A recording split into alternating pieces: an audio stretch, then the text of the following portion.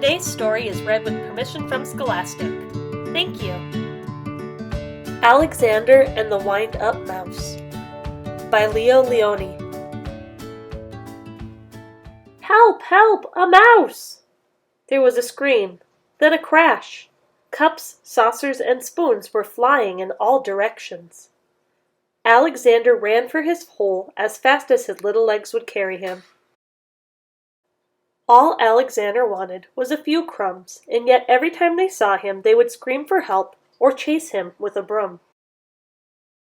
One day, when there was no one in the house, Alexander heard a squeak in Annie's room. He sneaked in, and what did he see? Another mouse.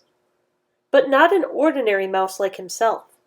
Instead of legs, it had two little wheels, and on its back there was a key. "Who are you?" asked Alexander. "I am Willie, the wind-up mouse, Annie's favorite toy. They wind me to make me run around in circles. They cuddle me, and at night I sleep on a soft white pillow between the doll and a woolly teddy bear. Everyone loves me." "They don't care much for me," said Alexander sadly. But he was happy to have found a friend. "Let's go to the kitchen and look for crumbs," he said. "Oh, I can't," said Willie. "I can only move when they wind me. But I don't mind. Everybody loves me." Alexander, too, came to love Willie. He went to visit him whenever he could. He told him of his adventures with brooms, flying saucers, and mousetraps. Willie talked about the penguin, the woolly bear, and mostly about Annie. The two friends spent many happy hours together. But when he was alone in the dark of his hideout, Alexander thought of Willie with envy. "Ah," he sighed, "why can't I be a wind-up mouse like Willie and be cuddled and loved?" One day Willie told a strange story. "I've heard," he whispered mysteriously, "that in the garden at the end of the pebble path, close to the blackberry bush, there lives a magic lizard who can change one animal into another." "Do you mean," said Alexander, "that he could change me into a wind-up mouse like you?" That very afternoon, Alexander went into the garden and ran to the end of the path. "Lizard, lizard," he whispered, and suddenly there stood before him, full of colors of flowers and butterflies, a large lizard. "Is it true that you could change me into a wind-up mouse?" asked Alexander in a quivering voice.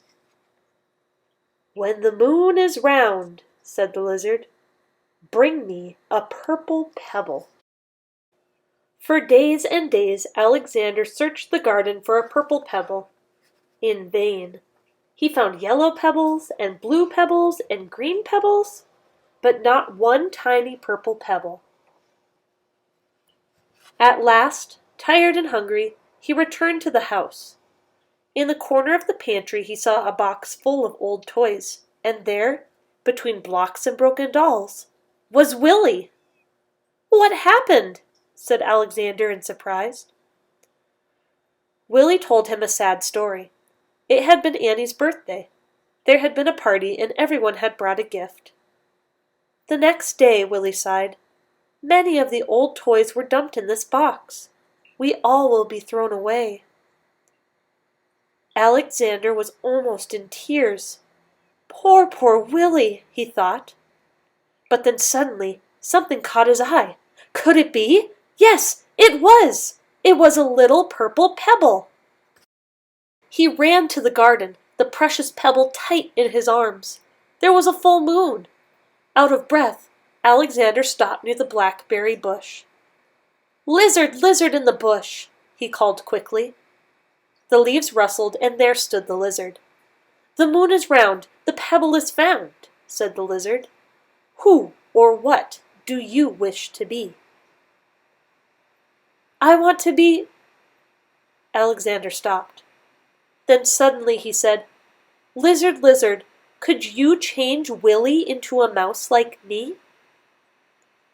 The lizard blinked. There was a blinding light, and then all was quiet. The purple pebble was gone. Alexander ran back to the house as fast as he could. The box was there, but alas, it was empty. Too late, he thought, and with a heavy heart, he went to his hole by the baseboard. Something squeaked. Cautiously, Alexander moved closer to the hole. There was a mouse inside. "Who are you?" said Alexander, a little frightened. "My name is Willie," said the mouse. "Willie!" cried Alexander. "The lizard! The lizard did it!" He hugged Willie, and they ran to the garden path, and there they danced until dawn.